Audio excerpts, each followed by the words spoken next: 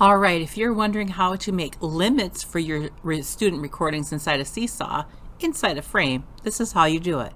All right, I'm in my Seesaw account. I'm going to go ahead and add, and I'm going to assign an activity. I'm not going to assign it right away. I'm just going to show you how to create this in here. So we're going to go ahead and create it, and I'm just going to call this sample activity with frames and time limit. So we're going to go ahead and use the Creative Canvas part for this. And then to access frames, it's over here on your left-hand side in the check and frames. And what we're going to do is we're going to have this recording a student voice. And in this, once we put this frame in here for them to be able to use in their activity, we are going to go ahead and edit the frame. And once we are editing the frame in the voice, here's where we can do the time limit.